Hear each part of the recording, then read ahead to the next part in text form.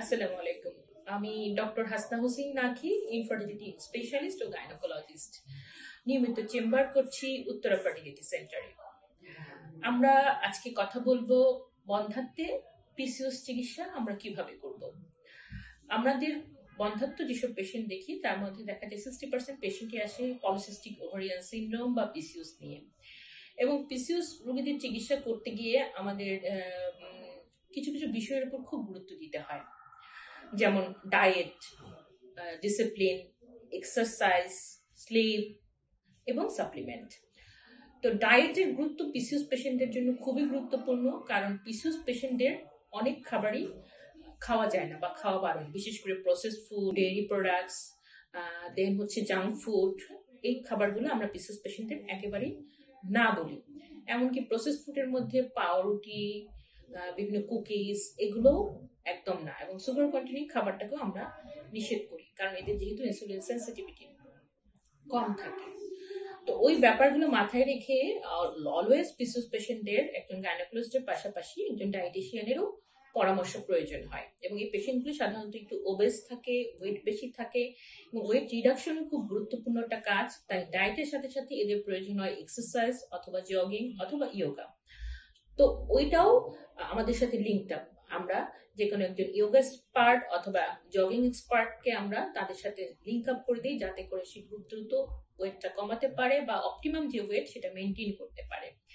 এবং পিসিওএস পেশেন্টদের এর সাথে আরেকটা যেটা দরকার সেটা হচ্ছে কাউন্সিলিং, বিশেষ করে সাইকোলজিক্যাল কাউন্সিলিং।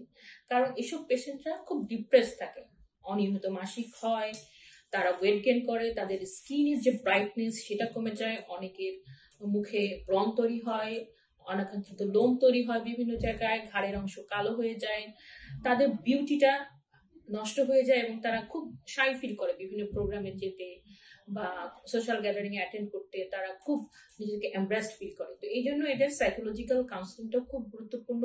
এবং সাথে সাথে তাদের স্কিন কেয়ার, হেয়ার ফল, এগুলো প্রিভেনশনের জন্য আমরা কিছু সাপ্লিমেন্ট দিয়ে থাকি।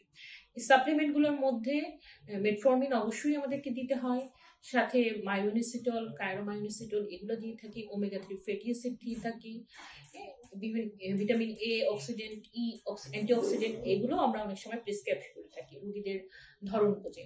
এবং পরীক্ষা নিরীক্ষার মধ্যে আমাদের সিরাম টেস্টোস্টেরন লেভেলটা অবশ্যই দেখতে হয়, সাথে আমরা টিভিএস করে সিস্টের প্যাটার্নটা কিরকম সেটা দেখি।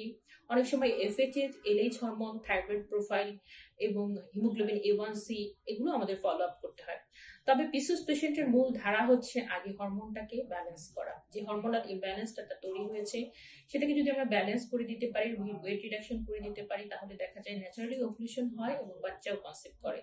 এবং ন্যাচারালি যদি না হয়, আমরা অনেক সময় ওভারিয়ান স্টিমুলেশন দিই অথবা আইওআই করে দিলেও খুব ভালো রেজাল্ট আসে। ম্যাক্সিমাম ক্ষেত্রেই পলিসিস্টিক ওভারিয়ান সিনড্রোম পেশেন্টদের আইভিএফ লাগে না, ল্যাপ্রোস্কোপিরও প্রয়োজন নেই। ল্যাপ্রোস্কোপি আমরা সেই পেশেন্টদেরই করি যারা এই সকল থেরাপি ফেইলিওর হবে, তখন আমরা ল্যাপ্রোস্কোপি করে ওভারিয়ান পেডিং করে দিয়ে থাকি। তো সবাই ভালো থাকবেন, নিরাপদে থাকবেন। সবাইকে নতুন বছরের শুভেচ্ছা।